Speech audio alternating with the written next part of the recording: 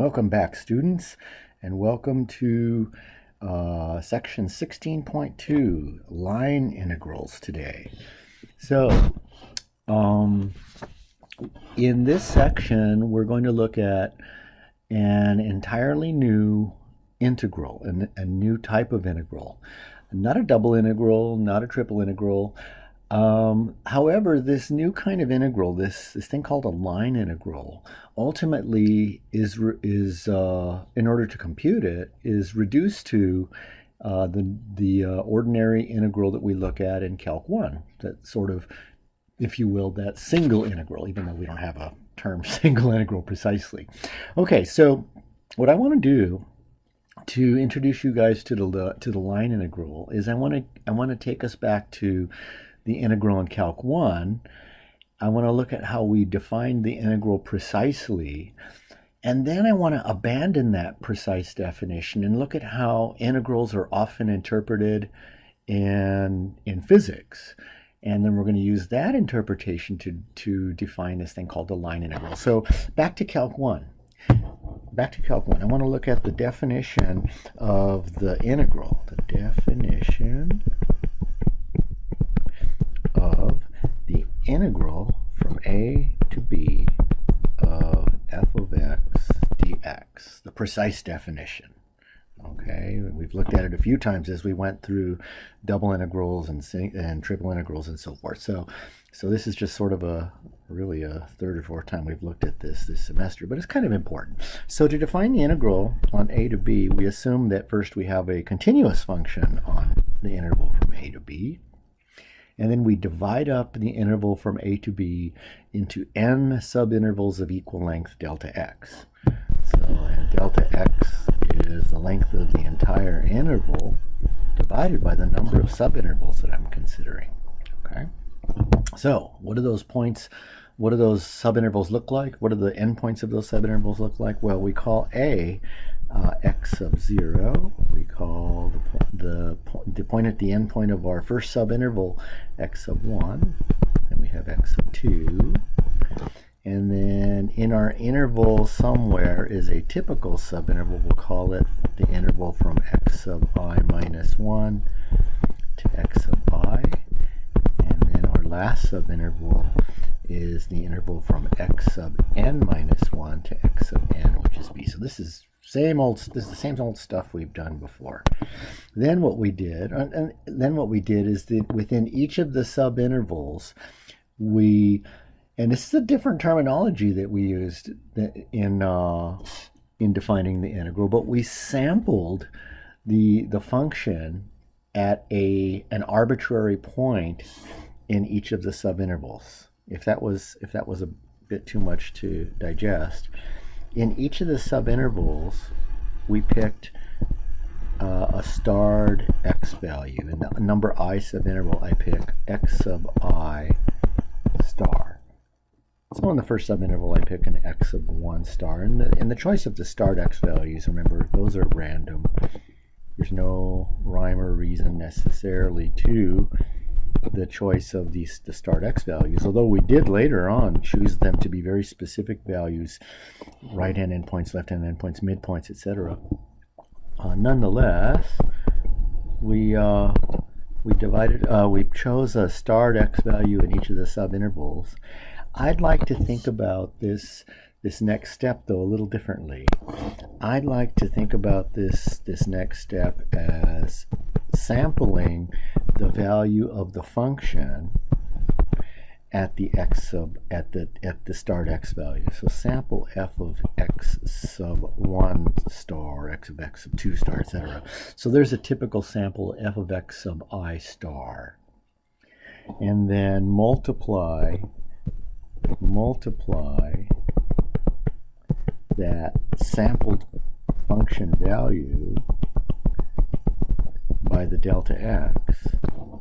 And our visual interpretation of this, geometric interpretation, was that it gave us the area of the rectangle above x sub I star of width delta x. But we're taking away that interpretation. Just think about it as multiply the sampled function value by delta x, then sum all those sampled f of x sub I star delta x's, the geometrical interpretation was sum all the areas of those rectangles. I don't want to think about it as necessarily right now a geometric interpretation. Well, there's n of those sampled values times the subinterval length delta x. So we sum them all up is I range, or n I ranges from the first to the nth sampled value. Then we take the limit of that really complicated sum. We took the limit of that, and that was a Riemann sum, we called them. We took the limit of the Riemann sum as n went to infinity, x sub I star delta x, I ranges from 1 to n. That's the definition of the definite integral from a to b of f of x dx. Okay. Now what I'd like to do is redo this definition, but use a more intuitive, sort of physics-based interpretation of this. And I say physics-based from my experience. I've had a lot of physics, and very often the physics instructors, the physics professor will use the following interpretation. So above was the precise definition. I'm going to call it that, the precise definition of the definite integral.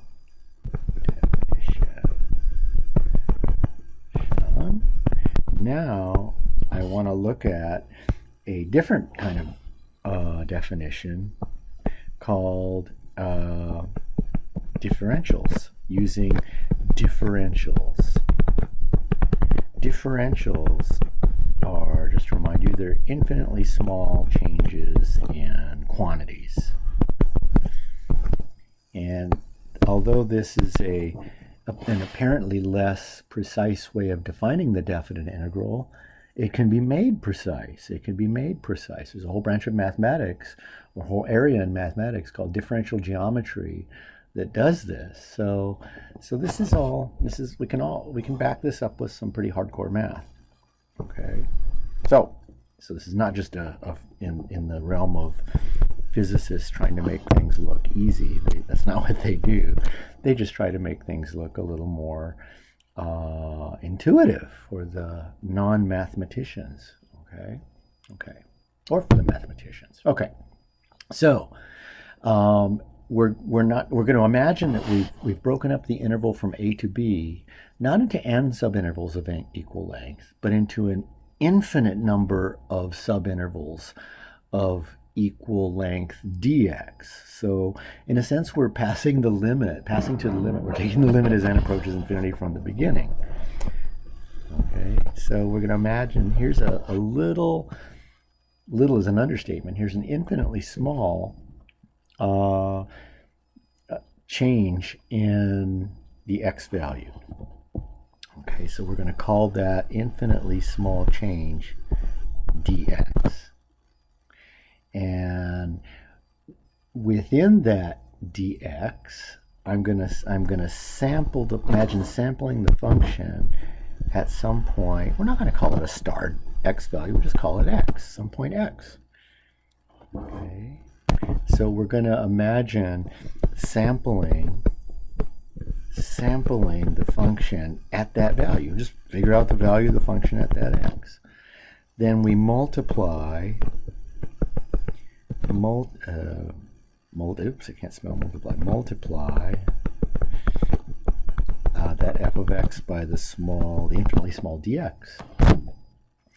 And the last step is to sum, but we sum these infinitely small differential quantities, not by using the sigma notation, but by using the integral notation, the integral sign.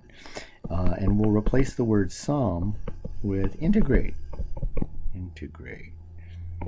We can interpret integration as adding up an infinite number of little samples, of infinitely small samples. This is a very common mode of thinking in physics.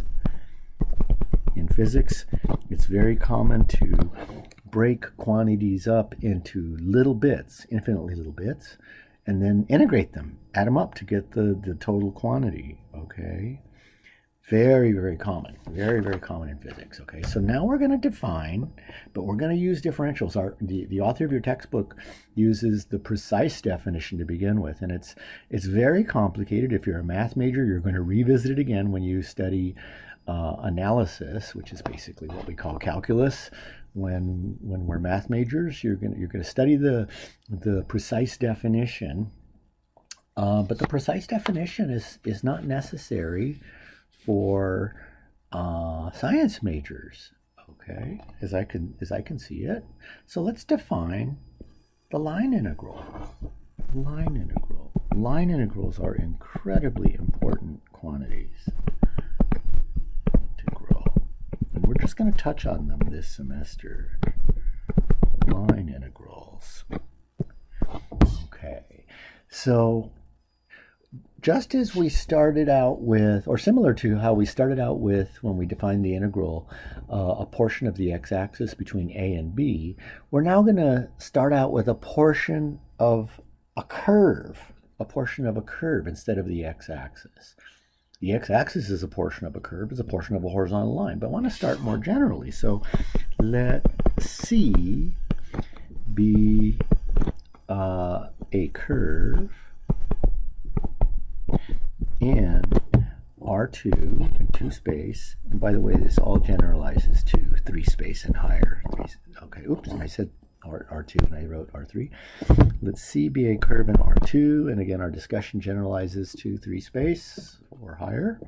So let C be a curve in R2 given by, and it's given parametrically. X is a function of, let's say, t. You can think about t as time. Y is a function of t. If we were in R3, we would have z as a function of t. And the parameter varies between a and b. Okay, so we have a curve. And remember, when we're given parametric curves, we also get a direction associated with them. So let's say the curve is in this direction. The positive, we'll define the positive direction as being the direction in which the curve is traced out as time varies from time equals a to time equals b. So the first point here, that's x at a, y at a, and the last point is x at b, y at b. Okay, so now imagine dividing up the curve into a whole bunch of little bits of curve. Let's be a little more precise with our terminology. Let's imagine dividing up the curve into, instead of saying a whole bunch of, an infinite number of little portions of the curve, little bits of the curve. To be even more precise, little portions, infinitely small arc lengths. So we're going to call that ds, the arc length, the infinitely small arc length. So we're doing that with the entire curve as time varies between a and b. We've divided them up into an infinite number of little ds's, little arc lengths. Okay. So the next step then is to sample a function at a typical point in that little arc length ds. Well, next then we need a function. So let f of x, y be a function. I'm leaving off the term continuous.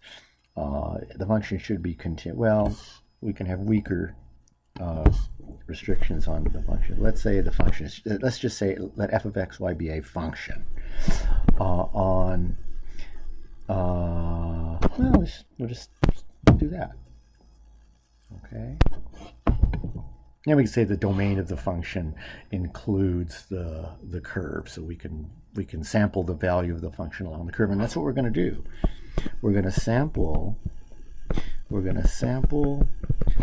some function and the function does not depend on the curve. The function is just some function of two variables. We're going to sample the function at some point xy within that little arc length ds. And just like we did with the integral before, we're going to multiply that quantity f of xy, which can have any units. I'm not saying what the function represents physically, but we multiply it by the arc length. Strange little quantity. It won't seem so strange toward the end of the lecture. This quantity is very, very important in physics. Okay, I'll let the cat out of the bag now. It represents an infinitely small amount of work required to move a particle partially along the curve. Well, more about that later. Okay, so right now we just sample the function at some point and multiply it by the arc length, and we do that at an infinite number of points within each within the corresponding little arc lengths that we've divided the whole curve into. Okay, so that little ds is not the isolated ds. We've cut up the whole curve into a whole bunch of little ds's. Okay. Then here's how we define, and this is going to seem a little strange. It's going to seem like I'm not really doing anything. Then we integrate. We define the integral of these quantities. So integrate. In fact, I'm going to say integrate, and in parentheses I'm going to say along the curve C. We integrate. We sum up those quantities f of s, xy, ds, and we integrate along s. We put a little subscript c underneath the integral sign. This integral is not a regular Riemann integral. This is called a line integral. This is a line integral. Okay. Okay, so this is our sort of informal definition. Informal meaning as opposed to the precise mathematical definition of a line integral. Okay. Okay. So in a minute we'll see how to actually compute these things. The fact is this line integral, if we were to look at a precise definition, is also like all the integrals we've looked at, double integrals, triple integrals, etc., are very complicated sums. But we're going to try to skip that complicated sum idea and just go to how we would compute this line integral in a physics type setting. Okay, so let's take a look at what we might get for a special case of the line integral just geometrically. Okay, so I want you to recall some things about the integrals we've looked at before.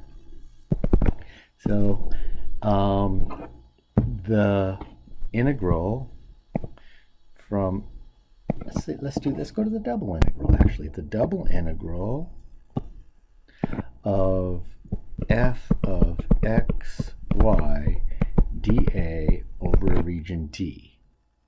This is the double integral. This is these are the symbols again for the double integral. Give me a second. I want to move this away a little bit. Okay, that'll work. So the general definition, or the general quantity was the double integral. Special case is when f of xy was 1. The special case is when we're integrating 1 over whatever kind of region we had. We had all kinds of different regions, type 1, type 2, polar regions. Okay, so if we integrate 1 as a special case, we got the area of the region D. Okay, then we looked at triple integrals. We didn't look a lot of geometrical interpretations of what triple integrals gave us. But we got triple integrals over a whole bunch of different kinds of regions, dV. And the special case was, again, when we integrate triply 1 dV. Okay, and when we do that, we get the volume of the region over which we're integrating. In each case, you can think about it as summing up an infinite number of little small areas or small volumes. For the double integral of 1 dA, dA you could think about as the volume of an infinitely small rectangular box. And if you add up all the infinitely small, not volume, that was area, sorry about that. The area of the infinitely small rectangles, if you add up all of the infinitely small rectangles, the areas of those rectangles in the region, you get the area of the entire region. Okay, and again, if that interpretation's not working for you, there's the region D in the xy plane. And again, here is a typical little rectangle, dx of dimensions dx and dy. So dA is the area of that entire little rectangle. So the integral of 1 dA is the area of the whole region. When we imagine filling the region with these infinitely small rectangles. Similarly, dV can be interpreted as the volume of an infinitely small box within the region E. And when you sum all those infinitely small volumes up, you get the volume of the entire rectangle, the entire region E. Okay. Now, so similarly, we have the concept of a line integral of f of xy ds. If we let f of xy equal 1, now think about it for a minute. What should that represent? When I sum up all of the little ds's along the curve, when I sum up all the little bits of arc length along the curve, what should I get? I should get the total length. The total length of the curve C. Okay. Okay. Now this idea is not new to us. It shouldn't be. In Calc 2 we talk about arc length. In Calc 2 and we talk about arc length. So from Calculus 2 we have that ds is the square root of 1 plus dy dx squared dx. In our course from Calc 3, we have, earlier in our course, we have this ds is the square root of dx dt squared plus dy dt squared times dt. So we've revisited this. So the total length, we call it L, is the integral of 1 ds as we integrate along the curve C. And we compute, this is the important thing, a real important thing here for us. We compute that by integrating from t, as t goes from A to B, of all the little ds's, which are just the square root of dx dt squared plus dy dt squared times dt. So this is how we actually computed a line integral before. We just didn't know we were dealing with line integrals. So those integrals that represent arc length, those are line integrals. They're specifically the line integral of 1, the function of xy 1 ds. And it gives us arc length. We've seen at least twice in our careers in calculus so far. Okay, so to compute line integrals, we extend this idea of what we just did for the arc length. To compute a line integral, along C of f of xy ds, or let's say f of xy doesn't necessarily have to equal 1 anymore, we stuff the formula for the parameterization of the curve into the function. So we're looking at f of x of t, that's the x value for the curve parametrically, y of t, times the square root of dx dt squared plus dy dt squared dt. dt. So, and we integrate as x ranges from a to b. That's just a regular Riemann integral. That's just a regular old Riemann integral. And this is how we integrate along a curve C as t ranges from a to t equals b. Now, I've hit you guys with a whole lot of theory and definition so far, more definition. So now let's actually compute our first line integral, our first actual line integral. So for example, compute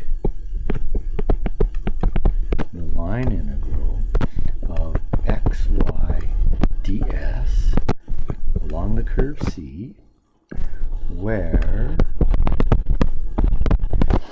C is the following curve. C is the circle x squared plus y squared equals 1. In the first quadrant, in quadrant 1, from, well, we need a direction, from the point 1, 0 to the point 0, 1. Okay, and that's all we need. That's all we need to be given. So let's interpret this. Okay, let's interpret what this means here. Here's our curve. The red circle in quadrant 1, red portion of the unit circle, x squared plus y squared equals 1 in quadrant 1. And we're integrating. The curve is traversed from the point 1, 0. So the curve starts at the point 1, 0 and ends at the point 0, 1. That's important. That tells us the orientation of the curve is counterclockwise. Okay. So remember, a couple minutes ago, I said to evaluate a double integral, we stuff the equations for the parametric equations for the curve into the integral, then evaluate as a regular Riemann integral from time equals a to time equals b. So we need a parameterization of this curve. We've seen this curve over and over again, so a really good parameterization would be, you remember? Well, it's going to involve sines and cosines, so which comes first? Well, the cosine of t equals 0 is 1, and that's where x needs to start. So cosine t, sine of t, where t varies between 0 and pi over 2. Okay, so let's evaluate this line integral.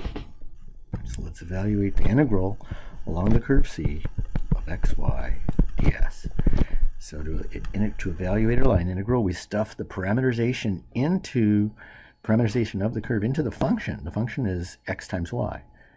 Well, x is cosine t, y is sine of t, and now we don't put dt. Remember, ds rather is the square root of dx dt. So let's go back up to our parameterization. So dx dt is negative sine of t. dy dt is cosine of t. So ds is the square root of dx dt. So negative sine of t squared plus dy dt cosine of t squared dt. And this integral is a regular Riemann integral from Calc 1, but time varies from 0. The limits of integration are 0 to time varying from 0 to pi over 2. Then we evaluate this integral, which isn't such a tough integral. I wanted to keep it fairly simple for our beginning. So we get sine times cosine, or cosine times sine. And underneath the radical sign, we have sine squared t plus cosine squared t. That's 1. So we just integrate dt. And this integral is very, very simple. If you make a u substitution, u is sine, du is cosine. So this is the integral of u du, which is just 1/2 u, that's sine, squared, from 0 to pi over 2. And the sine of 0 is 0, sine of pi over 2 is 1. So this is 1/2. We have no units associated with it. We have no physical interpretation yet of this. Okay, so that's how we evaluate a line integral. So what happens if we reverse the order or the orientation of the curve what if we integrate from 0, 1 on the y-axis to 1, 0 on the x-axis? What kind of an effect do you think on the integral? Well, let's see what happens. So now our curve starts at 0, 1. So that's where we would like t equals 0 to be, and ends at 1, 0. That's where we would like t equal to our final value.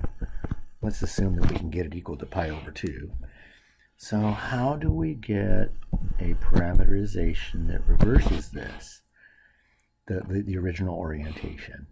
That means, remember before, when we went from 1, 0 to 0, 1, x specifically went from 1 to 0. X went from 1 to 0 as we went from 1, 0 to 0, 1. So how do we make x now go from 0 to 1 with a parametric form?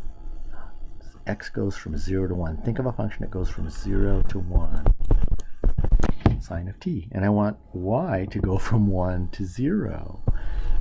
The cosine of t would be perfectly fine for that. So in this case, all we needed to do to get a parameterization of the curve was to interchange the trig functions. And we can't always do that. We got real lucky here. But in this case, that's all we needed to do. So let's evaluate the line integral along this orientation of the same curve. So we have some notation for reversing orientation. So if C is a curve with a particular orientation, then we write then negative C is the same curve with the opposite orientation. So this is our notation for reversing the orientation of a curve. So it's negative C, or the opposite of C, is the curve with the opposite orientation. Okay, so that's kind of a definition we're going to use here. So we evaluated the line integral along C of x, y, ds, and we got 1/2. Let's see what happens when we evaluate the integral along the opposite of C, our new curve. Same curve, shape, just reversed orientation. Okay, well, let's evaluate this line integral. Well, we're going to need dx dt, the derivative of sine is cosine. We're going to need dy dt, the derivative of cosine is negative sine, as those two things go into ds. So this becomes the integral as time goes from 0 to pi over 2. Still, we still keep the same limits on the parameter. X, though, is not cosine, it's now sine. So x is sine, y is cosine. ds is the square root of dx dt. Oops, I didn't put primes on there. dx dt is cosine t plus dy dt, negative sine of t, squared dt. Okay? Alright. Well, it's the same integral. This is still sine of t times cosine of t. Cosine squared plus sine squared is 1. We still get the same value. So we would like to know if this is always the case, and the answer is yes. The answer is yes. When we're looking at a line integral with respect to arc length ds, the orientation of the curve is irrelevant.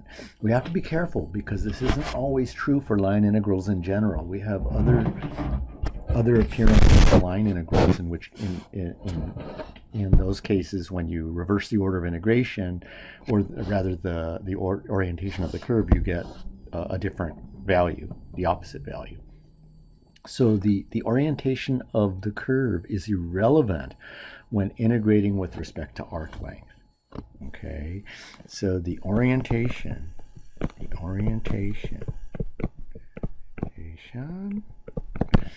of the curve C is irrelevant when integrating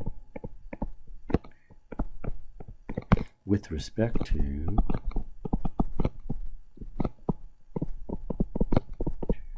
arc length. Remember, arc length is just ds.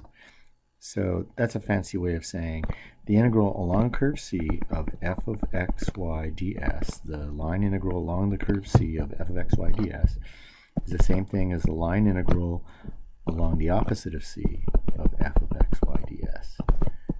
And this, I mentioned a special caution. I want to mention it again. This isn't always the case. This is not always the case. So for line integrals, we're going to be integrating line integrals with respect to other than arc length very soon. Okay.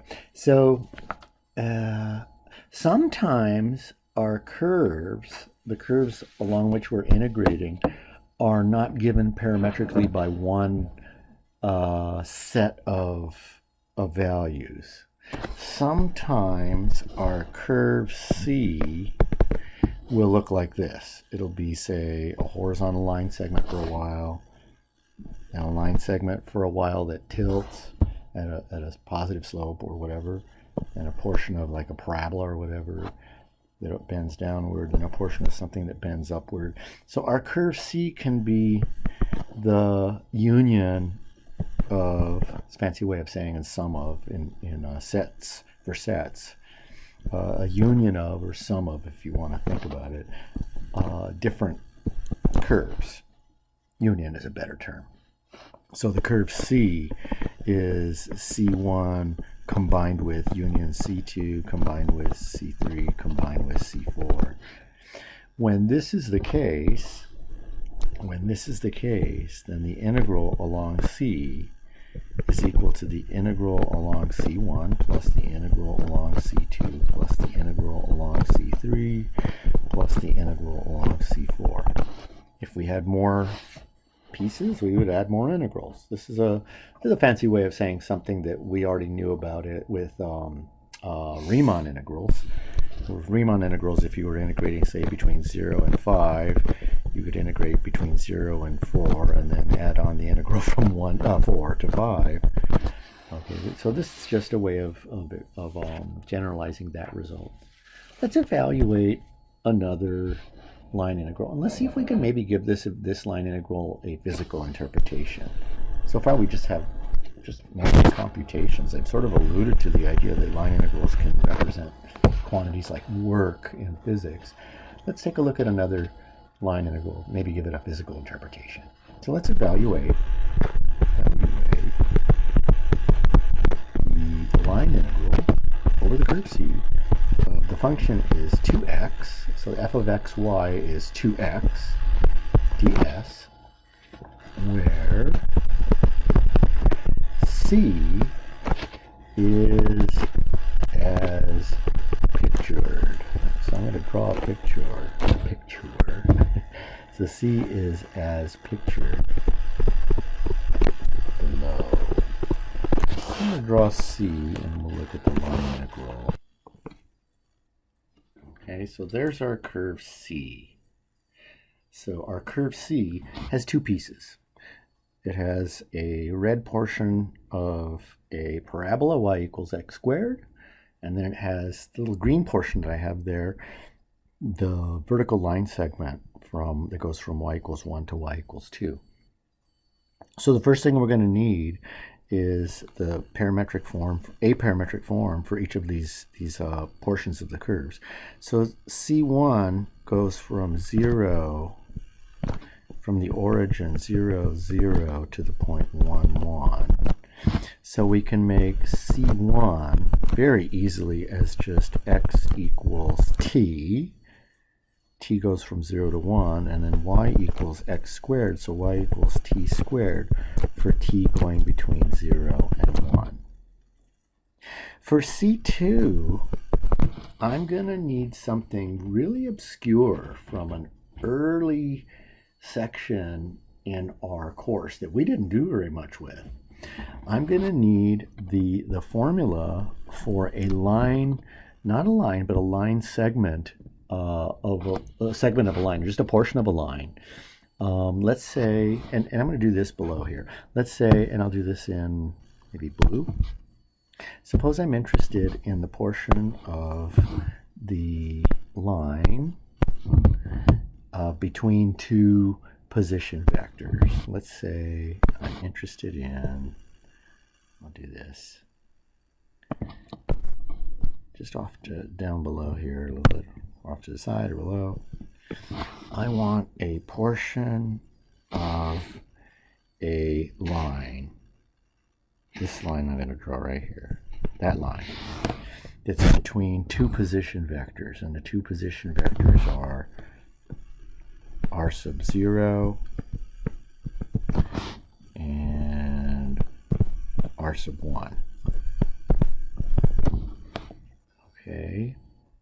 So remember that the equation of a line is r equals r sub 0, initial position vector, plus t times the direction vector.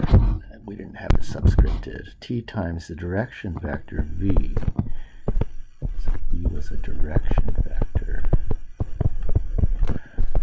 So I'm very quickly trying to get a formula for just the line segment, the little blue line segment that I got pictured there. I'd like that little blue line segment that's getting thicker and thicker.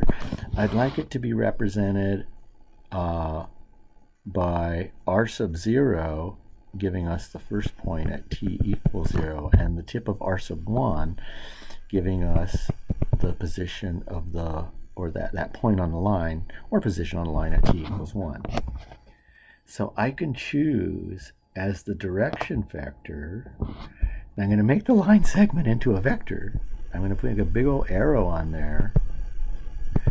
I made it into a vector. That vector can be viewed as the direction vector for the line. So that direction vector is r1 minus r naught. Remember, if you want a vector that goes from the tip of one vector to the tip of the other, you essentially subtract the vectors in reverse order. So the position, not the position, but the equation of the line segment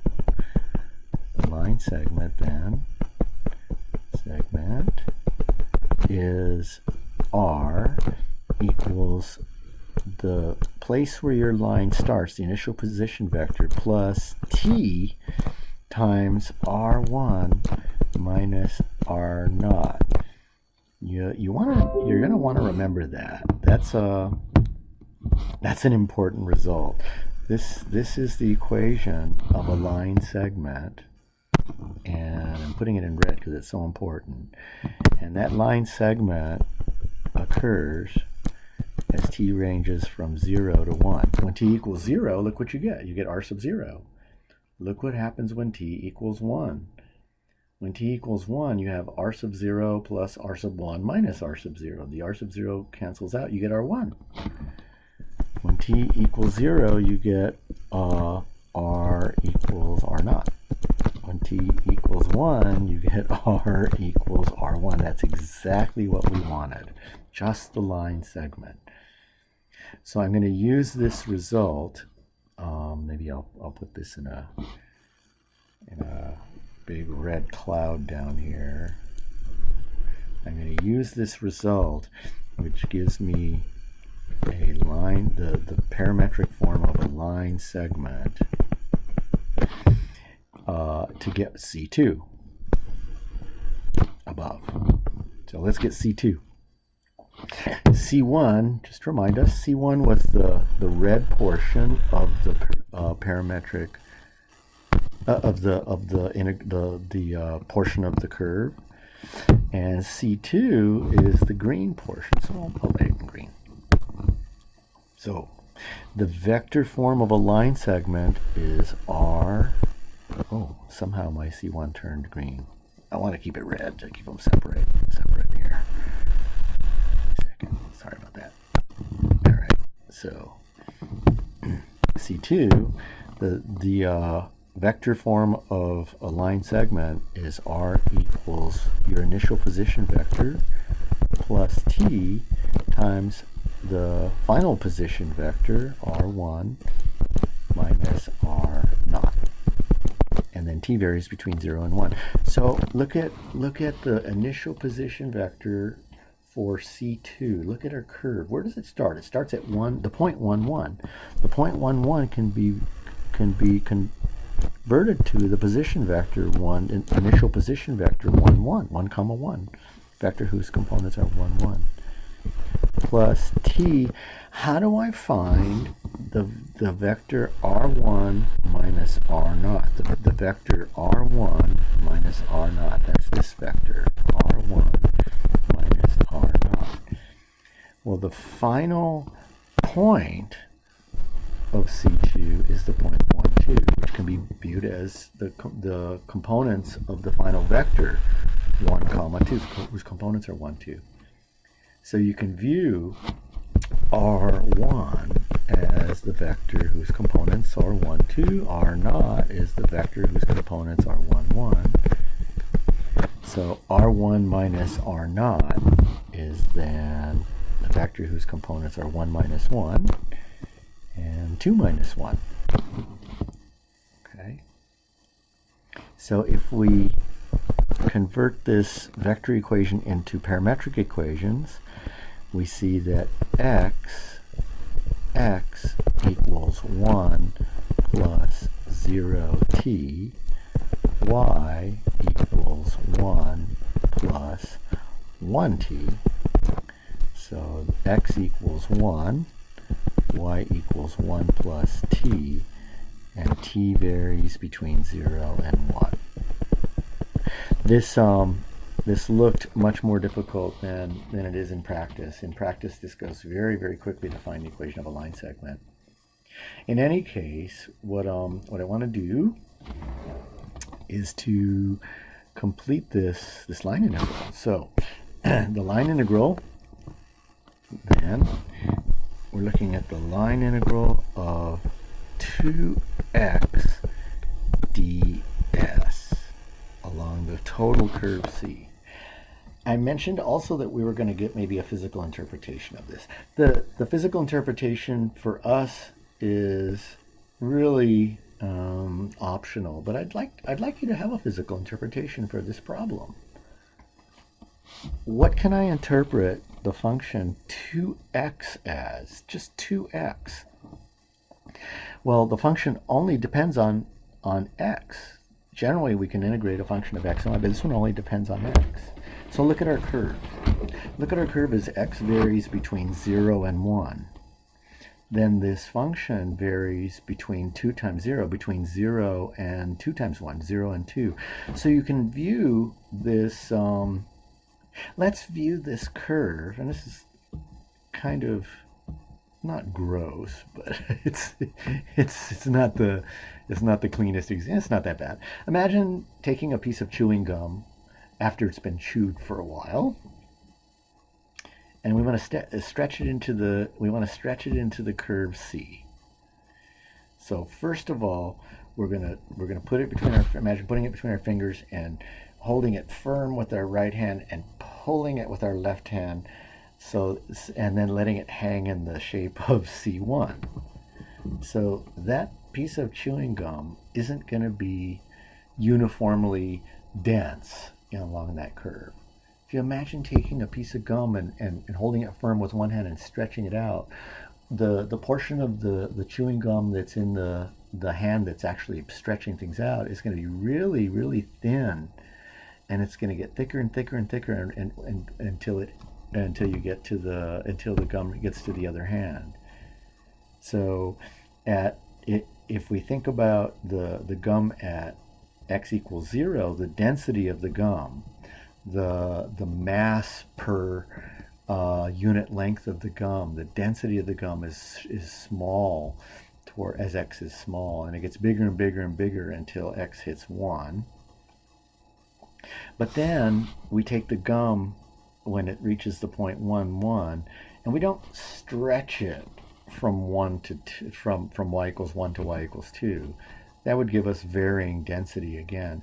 We imagine rolling it in our hands, until it gets the length, the portion of the gum from 1 to 2 is a vertical line segment from 1 to 2, so that when you roll it, you're going to sort of keep the same density from 1 to 2. And that makes sense with this density function, because if x equals, for that vertical portion of the line segment, the gum or whatever, the density would be 2 times 1 in that whole vertical segment. It would be the same. If this interpretation bothered you, if you're not understanding the interpretation, it's not too important. I just wanted to give you an early interpretation. So the 2x can be thought of as the density of the gum at point x, as x varies from 0 to 1. So what would 2x density times ds be? ds would be the small little portion of arc length. Well, density is mass per length, or mass per, if you want to think about it as grams per millimeter. And ds is small length times millimeters. Grams per millimeter density times millimeters ds gives you the grams, gives you the mass of a little portion of the curve. So 2x ds gives you the mass of a little portion, little arc of the gum, and the integral gives us the total mass of the gum. Okay, and I didn't write that down. I didn't write all that down, the interpretation of mass, because it's not essential for our course. For our course, mostly we're basing stuff on computation of line integrals, plus maybe one really important physical interpretation coming up called work. Okay, so let's compute the mass of this gum. Let's just compute this line integral. So the line integral along the combined two portions of the curve is broken down into the line integral over the first portion of the curve of 2x ds plus the portion of the line integral along the vertical portion, C2, of 2x ds. Okay, now I'm going to need those parametric forms, so I'm going to bring them down. So C1 was x equals t, y equals, I'm going to move this over a little bit, y equals t squared. I'm going to move over. I want to keep more screen space toward the end here. So C1 is x equals t, y equals t squared, where t varied between 0 and 1. C2 is x equals, well, what was C2? X equals 1, 1, and y equal, I think it was 1 plus t. Yeah, 1 plus t is the parametric equations for that line segment, and t varied between 0 and 1. So how do we evaluate line integrals? We stuff the formulas for the curves into the line integrals and convert them to Riemann integrals. So let's compute the line integral along C1 is the integral, t varies between 0 and 1, 2x, but x is t. ds is the square root of dx dt plus dx dt squared plus dy dt squared. So back to our parametric equations. dx dt is 1 for the C1, dy dt is 2t. So we're looking at ds being the square root of dx dt 1 squared plus dy dt 2t squared dt. So there's the integral of our the line integral along our first portion of the curve, plus the integral along C2. T varies from 0 to 1 to x ds. Well, along this portion of the curve, x is a constant 1. ds is not the same ds that was on the integral over the portion C1. To get ds along the vertical portion, we need to go back to our parameterization. Dx dt is 0. Dy dt is 1. So ds is the square root of dx dt, 0 squared, plus dy dt, 1 squared. And then we evaluate both these Riemann integrals to get our solution. Okay. The integrals are very simple in this case. So the first one is the integral from 0 to 1 of 2t times the square root of 1 plus 4t squared. I'm not going to go through the integration on the video segment. Plus the other one's even simpler, 0 to 1, 2 dt.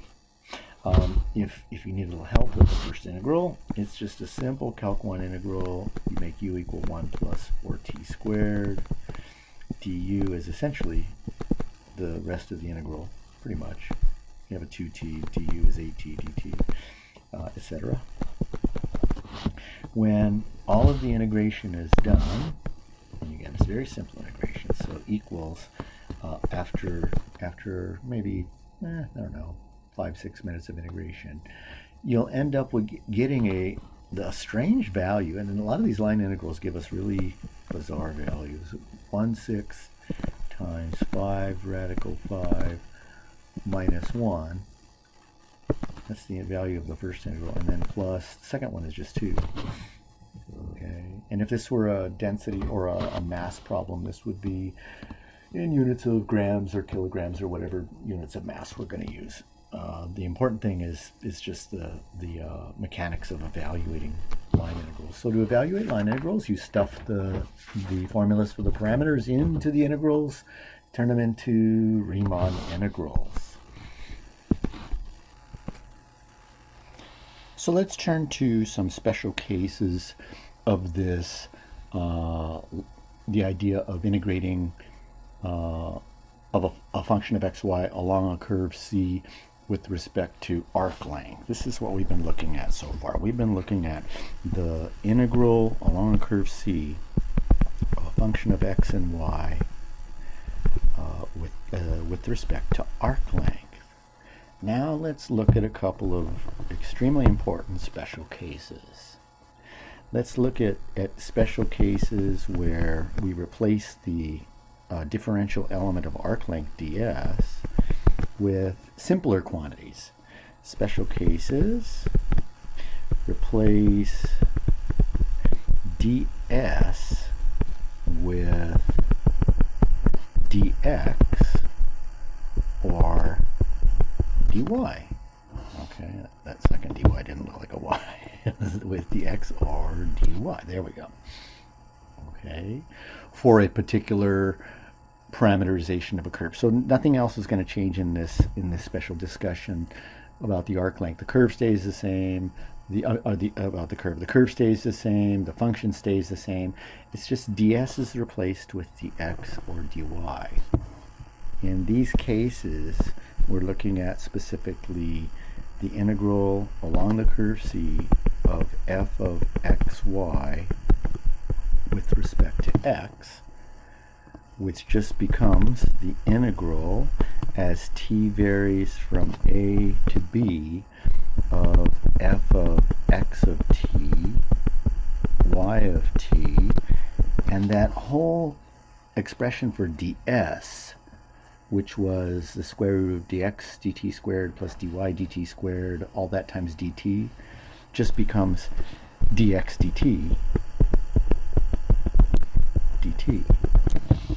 So the line integral along the curve C of the function f of xy, specifically with respect to y, has a similar definition. It's the integral from a to b.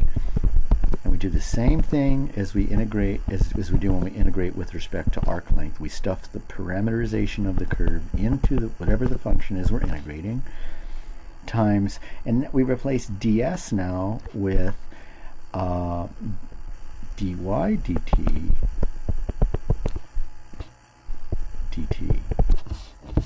okay. And if it looks like there's something strange going on here, it's not. If we integrate with respect to x, then dy, this is a good one. ds can be viewed as the square root of dx dt squared plus dy dt squared. Okay, if we're integrating with respect to x, that means dy is 0, and we're looking at the square root of dx squared, or square root disappears, or simply dx. And similarly, if we integrate with respect to y, it means dx is 0, so ds corresponds to dy. So we get these special cases. These special cases occur more often than not. And sometimes they occur in combinations. Sometimes they occur in combinations of both kinds. So sometimes they occur, for example, in integrating one function, let's say p of xy dx, and then added to that will be another line integral along the same curve C, but that integral will occur with respect to y. In these cases, when we're adding two line integrals of this form together, since it's along the same curve, we combine to one single integral of p of xy dx plus q of xy dy. If this seems a little strange, it should. I'm just introducing things without giving you physical examples of why we're doing it. But that comes up real soon. The physical interpretation comes up real soon, and it's a big one. It's a huge example from the sciences, from physics specifically, in the discussion of the quantity called work. Work in physics is actually some form of line integral, and is very often interpreted as a line integral of the form the integral p dx plus q dy. Let's get away from the definitions and look at a specific example. So let's evaluate a line integral, not with respect to arc length, but let's evaluate a line integral that is a combination of a line integral with respect to x and a line integral with respect to y. So let's integrate y dx, line integral y dx plus 2x dy, where the curve C is a line segment, or is the line segment,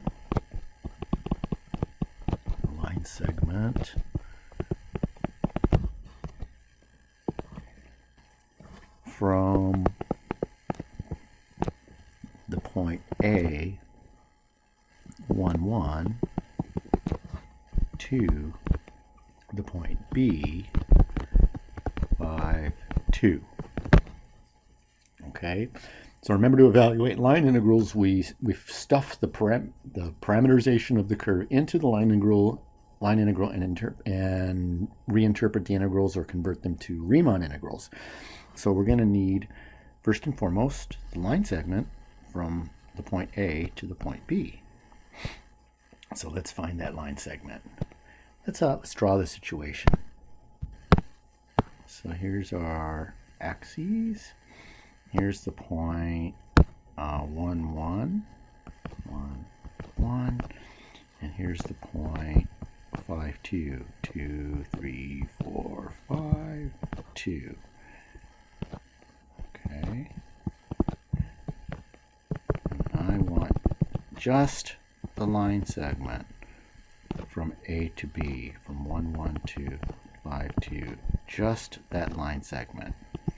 So A is the point 1, 1, B is the point 5, 2. We have our our vector form of a line segment that looks like R equals my initial position vector plus T times my final position vector minus my initial position vector, where T varies between 0 and 1. I can view my initial position vector as the vector that has as its components the coordinates 1, 1.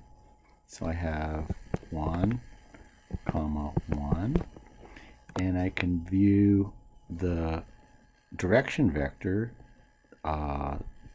let me put it in green here, direction vector as R1 minus R0, where R0 was my initial position vector, and R1 is the vector from the origin to the point 5, 2. Okay, so I have 1, 1 plus T times the vector R1 minus R0. That vector is, the first component is 5 minus 1. The second component is 2 minus 1. So that's my the vector form of my line segment. So T varies between 0 and 1. T always varies between 0 and 1 in this formula. So I'm gonna need the scalar components of this line segment. So let's isolate the scalar components of this line segment. The x value then is 1 plus 4t. The y value is 1, the y component is 1 plus 1t. Okay, so let's do this.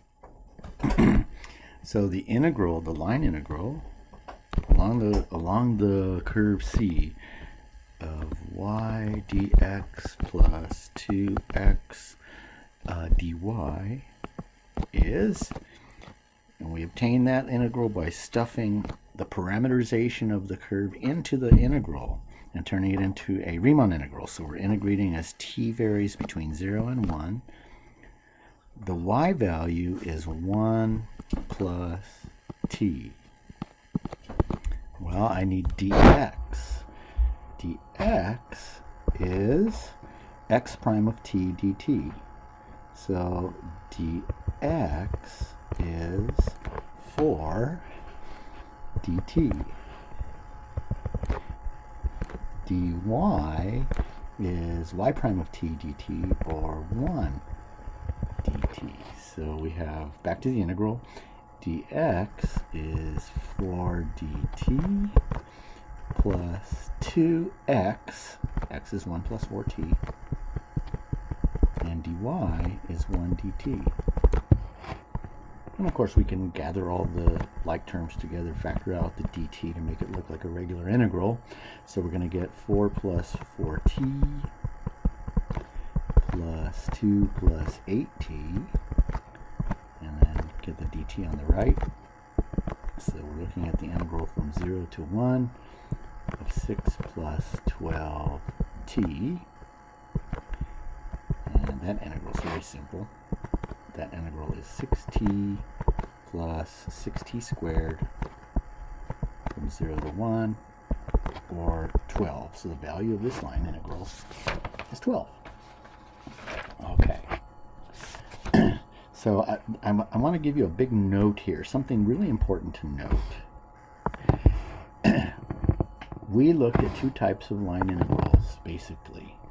The integral of a line the line integral of a function with respect to arc length, and that doesn't depend on the orientation of the curve. So whether we orient the curve in one direction or the other, opposite, we get the same thing. We don't get the same thing with line integrals with respect to x or with respect to y. The integral of a line integral of a function with respect to x or with respect to y along a curve C is the opposite of the line integral of f of xy with respect to x or with respect to y. Essentially, it's because dx and dy are not changes in x, they're displacements. So if we move from left to right, dx is positive. If we move from right to left, dx is negative. Similar for dy. dy is a small displacement in y, so if we move from below to above, dy is positive, and the reversed is if we move from up to down, then dy is negative. But ds is just an arc length element, and that's positive, regardless of the direction in which we integrate. So the line integrals with respect to x, if you change the orientation, you change the you change the sign. Changes the integral, the sign of the integral. Okay. Also to note is that this entire discussion took place in R2. So let me go back and say, that we're looking at notes, things to note. First, second, has to do with reversing the orientation. The third thing is that this entire discussion, which took place in R2, applies to R3. So this entire discussion generalizes to R3. I want to explain that. Generalizes to R3, aren't actually higher dimensions too, but for us mostly R2 and R3 are our dimensions of choice, or our spaces of choice. So suppose we have a space curve. Suppose we're given a space curve C. That means x is a function of t, y is a function of t. That was a curve in R2, but now z is, y is a function of t, and z is a function of t for t between a and b. Then we get similar results. The integral of f of x, y, z ds along the curve C, we evaluate that by stuffing the parameterization into the curve, into the function, parameterization of the curve into the function. So f of x of t, y of t, z of t, ds, dx dt squared plus dy dt squared plus dz dt squared dt. Also, we can consider line integrals of the form p of x, y, z dx plus q of x, y, z dy plus r of x, y, z dz.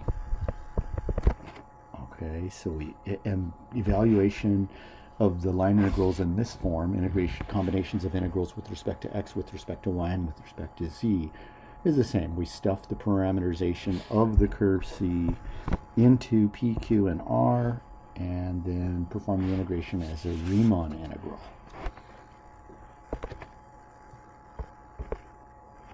For the sake of completeness, then let's take a look at a quick example of evaluating a line integral in R3. Example. So let's evaluate the line integral along the curve C of f of x, y, z ds with f of x, y, z being, let's see, 2x plus 9xy,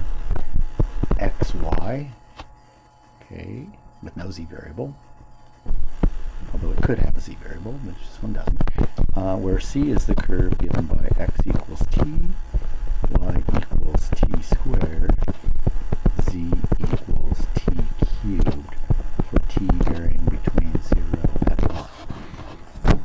Okay, so let's do this. And the integral then along the curve c of f of x, y, z with respect to arc length, then we stuff the parameterization into the integral, into the function, and into the integral. The integral, the function is 2x plus 9xy. So that's where we're going to stuff the parameterization into. It then becomes the integral, Riemann integral, regular integral from 0 to 1 of 2, and x is given by t, plus 9xy. Well, x is still given by t, y is given by t squared, so 2t plus 9t per t squared, times ds, which is the square root of dx dt. Well, we're kind of going to need dx dt. dx dt, oops, let's do it this way. dx dt, let's see, dx dt is 1, dy dt is 2t, dz dt, oops, I'm doing it again, dz dt equals 3t squared. So for our ds, we have the square root of dx dt squared, plus dy dt squared, plus dz dt squared, dt. That's just a regular old Riemann integral. I'll carry it one more step and show you that it's kind of a real simple integral by u substitution. And then I'll give you the value of the integral. So we don't really need to do Calc 1 integrals on video here. 1 plus 4t squared plus 9t to the 4th dt. And it is a simple u substitution. If we make u equal to 1 plus 4t squared plus 18t to the 4th, we find du is 8t plus, let's see, 36. Oops, I don't know why I have 18 there. That's strange. So sorry about that. So this is plus 9t to the 4th, so plus 36 t cubed dt. And I can factor out a 4. So it's 4 times 2t plus 9t cubed dt. And that means that 2t plus 9t cubed dt is in our integral, and that's our du. Okay, so it's a simple u substitution. If you want, you can finish it, and if you do finish it, hope to get 1/6 14 to the 3/2 power, strange numbers, minus 1. And if you don't choose not to, you're going to have homework problems that are similar, so you should wait for that. Okay, to end this video segment, I want to look at the reason, a primary reason in physics why we have these strange new quantities called line integrals. So here's the physical problem. Find the work required to move an object which we'll call a particle, from point A to point B along some curve C under the influence of a force field given by F force vector equals F of x, y, z. So here's what's going on. We have some curve C, we have the point A, we have the point B, and we have an object that we have placed at A and that object moves from A to B, and I want to compute this quantity called work. We've visited this quantity before, even if you haven't had physics, and we'll recall it in a minute, but I want to compute the total amount of work required to move the curve along this sort of not so steep hill under the influence of the force F. So I want you to recall what we worked with, what we did with forces or work before. So recall that if we have an object, a block, and we're placing it on just a horizontal line segment, and we move that block from one point to another, and in the distance between the first position of the block and the final position of the block, the block is experiencing a constant force F. Put that right here. It has to be a constant force F. Okay. And the displacement vector for the initial and final positions of the block are given by, let's say, D. Then the definition of work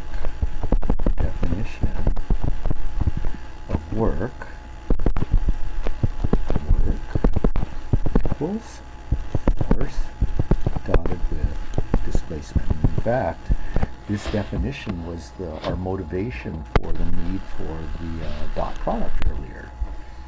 Okay. Well, this is the only definition we have to work with, and we got some problems here with our fundamental physical problem here. The force is not constant. That's a big deal. And just as bad, the object is not moving in a line segment, along a line segment. So we handled those two problems with calculus. So imagine dividing up the entire curve along which we're computing this work into a bunch of little arc lengths. An infinite number of little arc lengths. And the arc lengths have the same length, ds, or the length ds. Okay? So ds is infinitely small.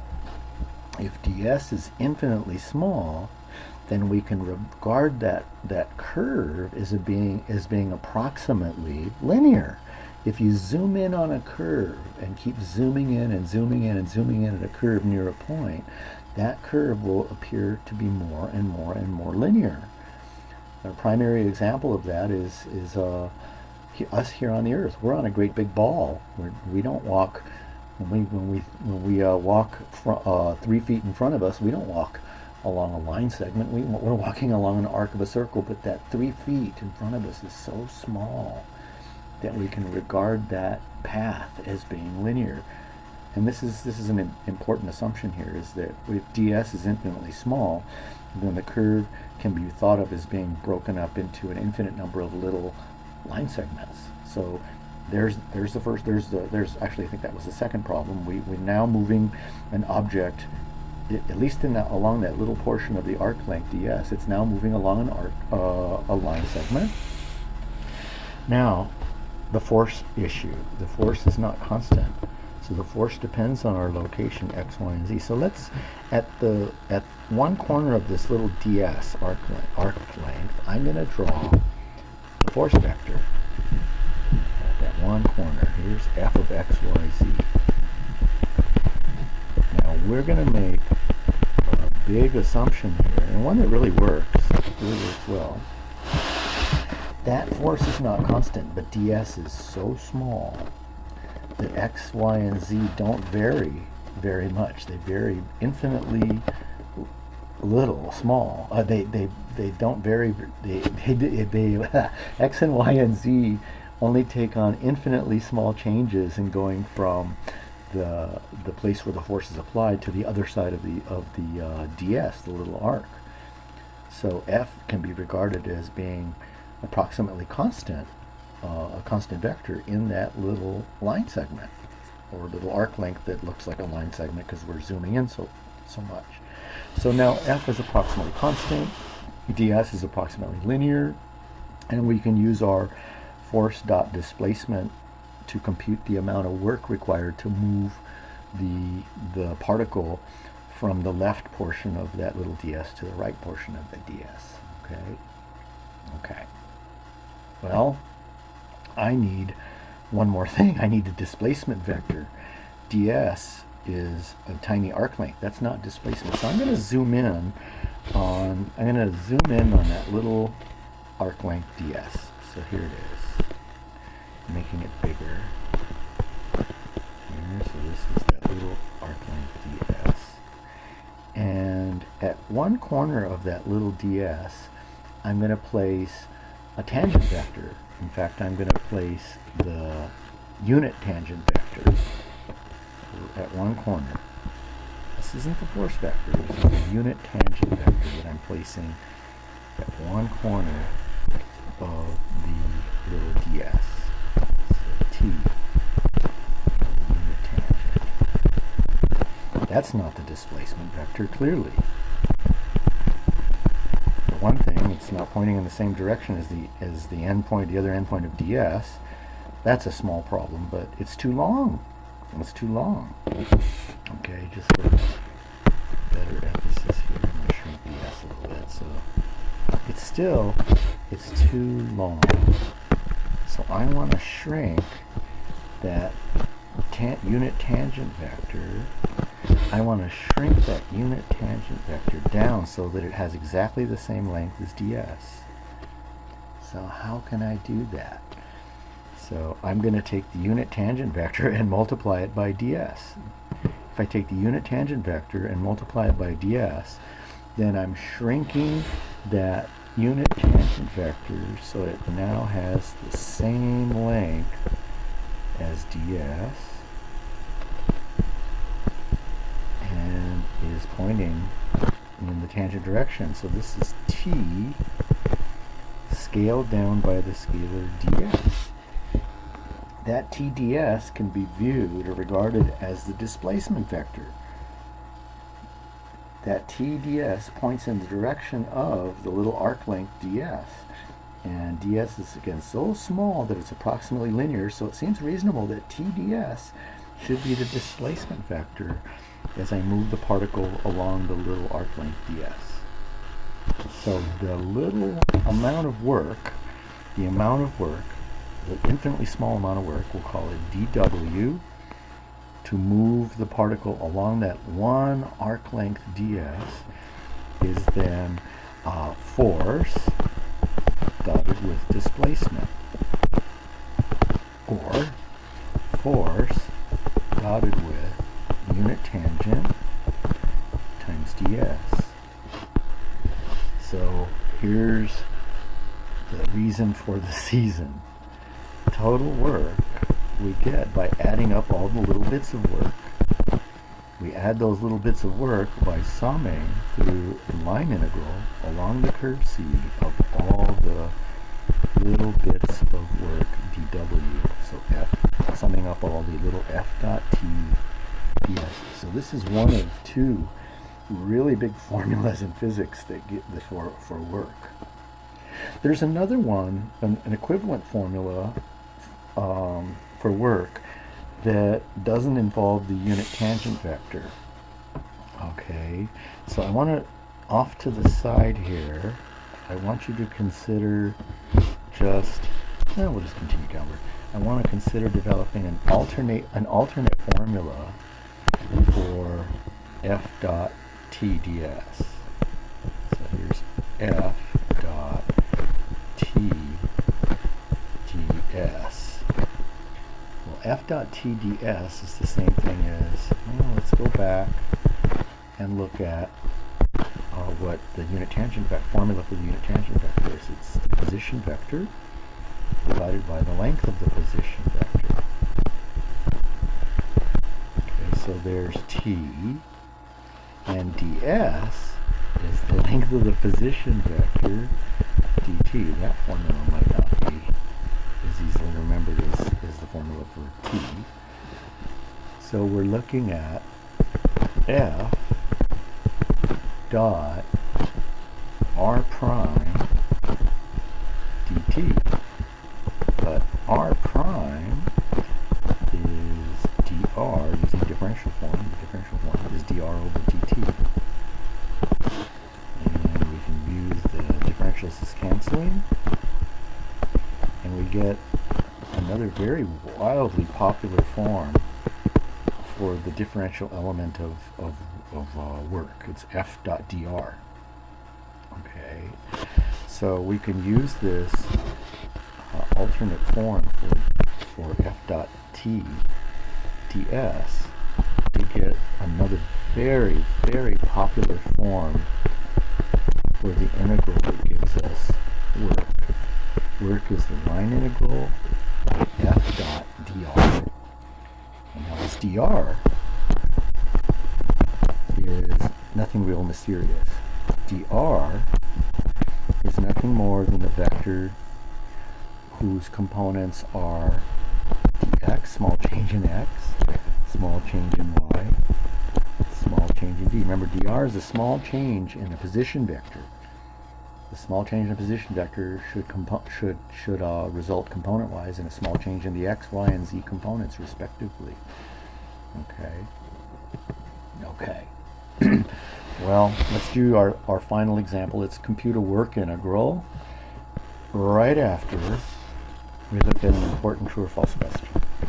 True or false? True or false, for example. This one's a little tricky. The integral of f dot t ds, so the work, along the curve C, is equal to the work coming back in the opposite direction along C. Now, if you've had physics, you know the answer to this, or you probably know the answer to this. If you haven't, this is probably one of the only places in the course where it's better you haven't. Earlier in this lecture, I said when you integrate with respect to arc length, the order in which we integrate a function, the direction in which we integrate the function is irrelevant. However, there's something sneaky happening here, which makes this particular case false. If we were integrating the same function in both directions, the answer would be true. The integral with respect to arc length doesn't change. If we're integrating, let's say, from left to right, the unit tangent vector is pointing in the direction of motion. And let's say that's the force at a particular point. In this case, if we integrate from left to right, if we integrate this way, then f dot t is greater than 0. However, coming back, we're not integrating the same function. If this is the same point on our way back in the other direction, say we're going from right to left, the force is the same. The force doesn't change. Oops, I changed somehow to, I want to keep it as, our force is still here. And then I graphed it red again. So, there's our force. But the unit tangent vector is now pointing back. Unit tangent vector points in the direction of motion. So f dot t is less than 0 coming back. So while we're integration of a function with respect to arc length doesn't depend on the orientation of the curve, we're integrating different functions going in positive C and negative C directions. So we do get the opposite answer. The answer is that the answer is that was false. The integral of f dot t ds along curve C is the opposite of the integral coming back of f dot t ds, because t changes coming back. T changes coming back. Okay, so let's do one final example to wrap things up. This example is probably I would think is the most important example because it kind of gives a reason why we're doing this. So let me state the question and then we'll dig into the answer. So here's our problem. Find the work done by the force field F in moving a particle from the origin 0, 0, 0 to the point 1, 1, 1 along the curve C, where the function is given there.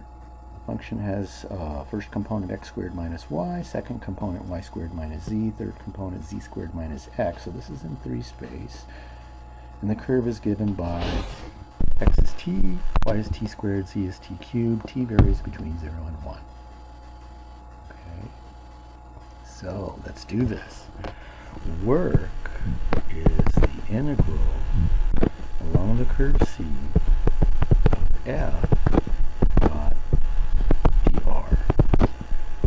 Well, f is x squared minus y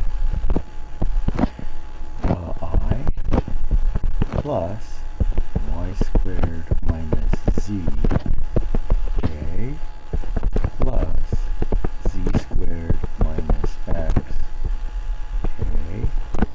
So there's f dot dr is I dx plus j dy plus k dz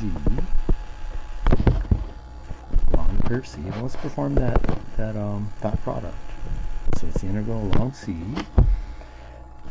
Taking the dot product, I get x squared minus y dx plus y squared minus z dy plus z squared minus x dz. Okay? So to evaluate a line integral, we stuff the parameterization of the curve into the integral and then integrate as a Riemann integral. So this is the integral from 0 to 1. Time goes from 0 to 1. X equals t, so t squared. So it's x squared, so t squared. Y equals t squared, so we're subtracting y, so t squared minus t squared. Dx, the dx is the derivative of t is 1, so it's 1 dt plus y squared. Y is t squared, so y squared is t to the 4th minus z t cubed. And dy, well, y equals t squared, so dy is 2t dt. So plus z squared. Well, z equals t cubed, so z squared is t cubed squared is t to the 6th minus x. X was t, so t to the 6th minus t. And dz, z equals t cubed, so dz is 3t squared dt. Okay, so if we combine like terms and maybe factor the dt out on the right, it looks like we're going to be integrating. Well, it looks like the highest power will be t to the 8th. So it looks like, I'm looking at the very last term, 18, nope, not 18, it's just 3 t to the 8th. The next highest term looks like will be t to the 5th, looking at the middle term. So plus 2t to the 5th. And the next term, highest term will be t to the 4th. So we have how many t to the 4th in here? It looks like we only have 1, so plus minus 2t to the 4th. And the middle term again. And do we have any t cubes? I think we do get a t cubed from our final term, distributing 3t squared in, so minus 3t cubed. And let's see if we have anything. I think that's it. In the first portion of the integral, t squared minus t squared is 0. So I do believe that's it. And this is a very simple integral. So I'm going to save us the integration time. When you integrate this, it's very simple, just powers. you end up getting, and I verified this a couple times, so if you don't trust me, I don't blame you. You can try this if you want.